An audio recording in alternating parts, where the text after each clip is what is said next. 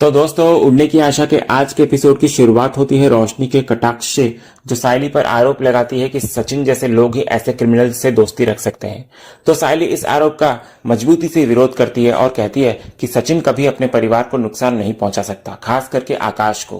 तभी आकाश इधर खुद भी सामने आकर सायली की बात का समर्थन करता हुआ नजर आता है, लेकिन रेणुका को संतुष्टि नहीं होती। वो आकाश को समझाती है कि अगर वक्त पर रंजीत को पकड़ा न गया होता तो नुकसान बहुत बड़ा हो सकता था। इधर सायली बड़े ही समझदारी से बात शांत करने की कोशिश करती है, लेकिन रेणुका का गुस्सा बढ़ता ही जाता है। वो सायली को सीधे तौर पर ताना देती है कि उसकी आदत होगी ऐसे क्रिमिनल लोगों के साथ रहने की, जबकि उनका परिवार सभ्य और शांत स्वभाव का है। तभी रिया बीच में दखल देती है और सायली का पक्ष लेते हुए रेणुका से कहती है कि सायली ही है जिसकी वजह से आकाश सुरक्षित घर लौट पाया। लेकिन रेणुका का मन तब भी नहीं बदलता। वो कह देती है कि चाहे कुछ भी हो, वो सचिन को कभी माफ नहीं करेगी। इधर रेणुका का आरोप यही नहीं रुकता। वो सायली को भी कटघरे में खड़ा करती है कि उसका पति गड़बड़ करता है और वो हमेशा उसकी गलतियों को ढकने में लगी रहती है। वो साफ कहती है कि बचपन से लेकर अब तक सचिन की वजह से उन्हें शर्मिंदगी ही मिली है। इधर सचिन चुपचाप सब कुछ सुनता है और खुद को ही सारा दोषी मानते हुए वहां से बाहर चला जाता है। तो उसके पीछे पीछे सायली भी बाहर चली जाती है।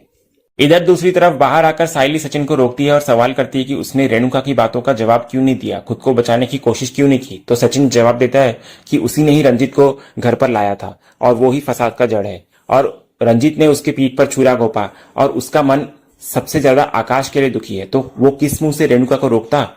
फिर वो खुद को पूरी तरह दोषी मानता है और कहता है कि अब कुछ भी सही नहीं लग रहा है उसे। वो खुद से भी नाराज होता है कि पहले उसने सायली और अनीश की कही बातों को क्यों नहीं सुना। इधर सायली अब एक मजबूत और समझदार जीवन साथी की तरह सामने आती है और वो सचिन को समझाती है कि किसी पर भरोसा करना गलती नहीं होती। जैसे गाड़ी चलाते वक्त अगर कोई गलत पैसेंजर चढ़ जाए तो पैसेंजर को उतारा जाता है, ना कि गाड़ी बंद की जाती है। वो आगे कहती है कि जिंदगी भी कुछ ऐसी ही है, गलतियां होती है, लेकिन जरूरी यह है कि हम उन गलतियों से कुछ सीखें और आगे बढ़ें। वो सचिन को प्रेरित करती है कि अतीत को छोड़कर उन्हें अब अपने आज और भविष्य पर ध्यान देना होगा। लेकिन सचिन अभी भी भीतर से टूट चुका होता है। वो कहता है भरोसा एक बार टूटे तो उसे जोड़ना आसान नहीं होता। उसकी उलझन साफ झलकती है और वो मानता है कि कुछ बातें हैं जो वो अभी भी सायली से छुपा रहा है। तो सायली उससे भावनात्मक रूप से जुड़ने की कोशिश करती है। कहती है कि अगर उसके मन में कुछ है तो वो खुलकर उसे बताए, क्योंकि वो हमेशा उसके साथ खड़ी रहेगी। लेकिन सचिन है कि बिना कुछ कहे वहां से चला जाता है, सायली को चिंता और असमंजस में छोड़कर। दूसरे सीन में हम तेजस को देखते हैं, जो कि खुद को लेकर चिंता व्यक्त करता है कि अगर रंजीत पकड़ा नहीं जाता तो उसका क्या होता। लेकिन रोशनी उसकी बातों से चिढ़ जाती है। उसे लगता है तेजस हर सिचुएशन को खुद से जोड़कर खुद को बचाने की कोशिश करता है। तभी तेजस अपने पुराने इंटरेक्शन को याद करता है जब उसने रंजीत को ब्याज पर पैसे देने की बात की थी। वो सोचता है कि अगर वो उसे पैसे दे देता तो वो फंस जाता। इधर रोशनी फोकस बदलती है और तेजस से उन लोगों की लिस्ट मांगती है जिन्हें उसने पैसे दिए थे और जो अब उसका फोन तक नहीं उठा रहे हैं। तो तेजस इस पर चुप रह जाता है। उसकी गलती और ढीली जिम्मेदारी साफ झलकती हुई नजर आती है।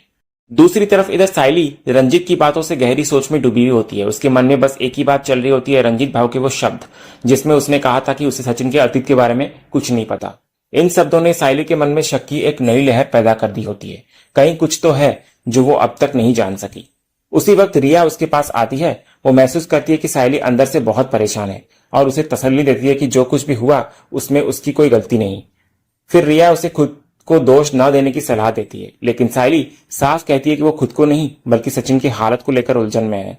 वो बताती है कि सचिन जितना बाहर से सख्त नजर आता है उतना ही भीतर से टूट चुका है। उसका दिल बेहद भावुक है और वो हर चीज को दिल से ले लेता है। रंजीत भाव पर किया गया भरोसा और उसी भरोसे का टूट जाना सचिन के लिए सबसे बड़ा आघात बन चुका है। उसके अंदर की दुनिया बिखर चुकी है और यही कारण है कि सायली खुद को रोक नहीं पा रही है। तभी रिया उसकी बातों को सुनकर उसे दिलासा देती है और कहती है कि उसने तो पहले ही सचिन को सावधान करने की कोशिश की थी, मगर सचिन ने तब उसकी बात नहीं मानी और अब जब सच सामने आ चुका है तो हालात धीरे धीरे बेहतर हो जाएंगे। बस उसे थोड़े धैर्य की जरूरत है। इतना कहकर रिया चली जाती है और रिया के जाने के बाद सायली खुद से सवाल करती है आखिर वो सचिन की मदद कैसे करे, जब उसे ही नहीं पता कि सचिन के अतीत में ऐसा क्या छुपा है जो उसे अंदर से तोड़ रहा है।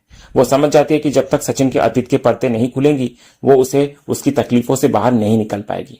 अब उसका संकल्प और भी मजबूत हो चुका होता है। उसे हर हाल में सचिन के बीते हुए कल का सच जानना है। तभी दूसरी तरफ रेणुका जो पास ही खड़ी होती है सायली की सारी बातें सुन लेती है। अगले सीन में हम देखते हैं कि सचिन अपने दोस्तों के साथ उनके अड्डे पर होता है। वो शराब के नशे में डूब चुका होता है और खुद से बातें कर रहा होता है।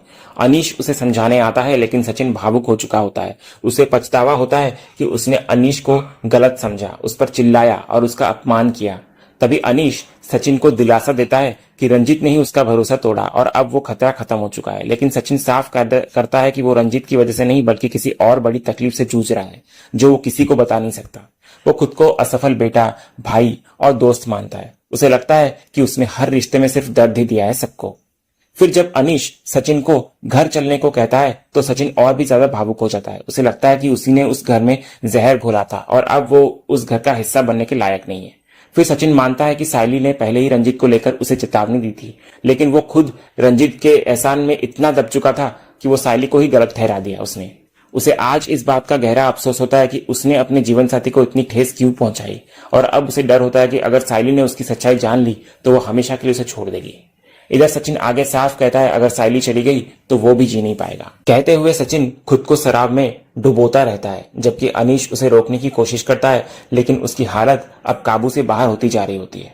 इधर अगले सीन में रेणुका आकर सायली से अचानक पूछती है कि वो सचिन के किस अतीत के बारे में बात कर रही थी, तो सायली बात को टालने की कोशिश करती है और कहती है कि ऐसा कुछ नहीं था। उसी पल अनीश का कॉल आता है सायली को, जो सायली को तुरंत अड्डे पर बुलाता है, तो सायली बिना देर किए वहां से निकल जाती है। दूसरी ओर रोशनी तेजस की बनाई लिस्ट को देख रही होती है, जहां उसने जिन जिन लोगों को पैसे दिए होते हैं उनके नाम दर्ज होते हैं। लिस्ट देखकर रोशनी चौंक जाती है, इतनी बड़ी रकम और इतने लोग। फिर वो तेजस से सवाल करती है कि क्या उसने रिकवरी के लिए कुछ किया है, कॉल किए हैं या पैसे मांगे हैं, तो तेजस इस पर कुछ नहीं कहता। तो रोशनी फिर तेजस को चेतावनी देती है कि क्रेडिट कार्ड कंपनियां बिना दया के तंग करती हैं, इसलिए समय पर भुगतान जरूरी है। तो तेजस उसकी बातों से सहमत होता है और कहता है कि अब उसे सख्त रवैया अपनाना पड़ेगा। वो फिर मजाकिया लहजे में आगे कहता है कि वसूली की शुरुआत घर से होनी चाहिए, यानी कि रोशनी की सहेलियां शिखा और प्रिया से। तो रोशनी ये सुनकर तुरंत मना करती है, कहती है कि इससे उसके दोस्तों के रिश्तों में खटास आ जाएगी। तेजस इधर सुझाव देता है कि कम से कम ब्याज की राशि तो वापस मांगी जा सकती है, क्योंकि ड्यू डेट ऑलरेडी निकल चुकी है, लेकिन रोशनी इस पर भी तैयार नहीं होती। उधर दूसरी तरफ सचिन अब शराब के नशे में बुरी तरह डूब चुका होता है। उसके दोस्त उसे समझाने की कोशिश करते हैं, लेकिन वो मानता नहीं और कहता है कि दर्द कम करने के लिए शराब ही उसका सहारा है। तभी वहां सायली पहुंचती है, हाथ में शराब की बोतल लेकर।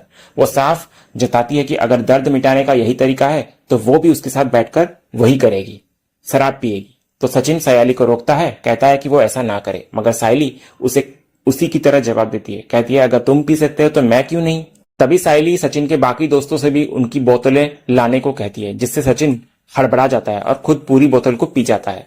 इसके बाद सायली सचिन को घर चलने को कहती है, तो सचिन के दोस्तों की मदद से सचिन को स्कूटी पर बिठाया जाता है और सायली उसे वहां से ले जाती है। इधर रास्ते में सचिन नशे की हालत में सायली से सवाल करता है कि क्या सायली हमेशा यूं ही उसे बचाती रहेगी, तो सायली बिना झिझकते हुए कहती है जब तक जरूरत है वो साथ रहेगी, क्योंकि सच्चा प्यार सिर्फ साथ निभाता है, छोड़ता नहीं।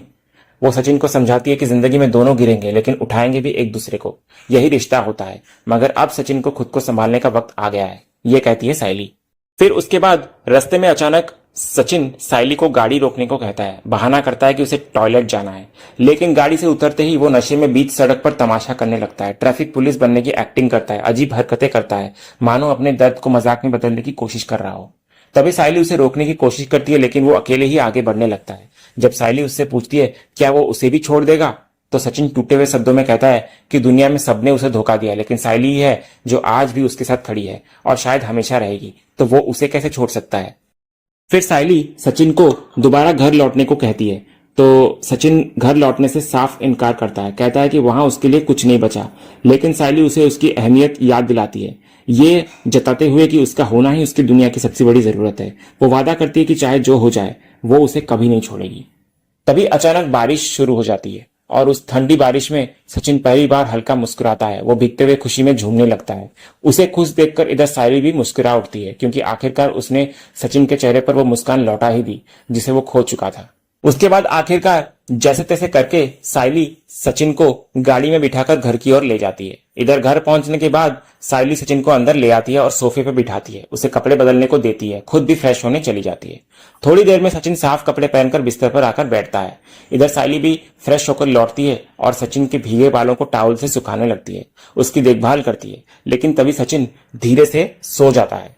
तो साइली उसे चादर उड़ाते हुए नजर आती है और उसे इस हालत में देखकर वो चुपचाप सोच में डूब जाती है। फिर उसका मन सवालों से भर जाता है। वो कहती है, ऐसी कौन सी बात है सचिन जो तुम्हें अंदर ही अंदर खाए जा रही है? अतीत का ऐसा कौन सा पन्ना है जो तुम्हें शांत नहीं होने दे रहा है?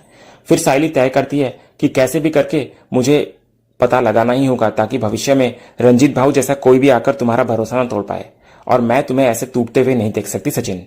इतना कह रही होती है साइली, और इसी सीन के साथ ही आज का ये एपिसोड यहीं खत्म होता है। तो दोस्तों, आज का ये वीडियो आपको कैसा लगा कमेंट के जरिए हमें जरूर बताइएगा, और कमेंट में हाइप करना भी मत भूलिएगा, और वीडियो को लाइक भी कीजिएगा, शेयर भी कीजिएगा, और सब्सक्राइब करना तो बिल्कुल भी मत भूलिएगा, ताकि ऐसे ही रोज लेटेस्ट एपिसोड के अपडेट्स आप टेलीविजन के पहले पा सकें। तो मिलते हैं हम एक नए एपिसोड के रिव्यू में, तब तक के लिए स्वस्थ रहें, मस्त रहें।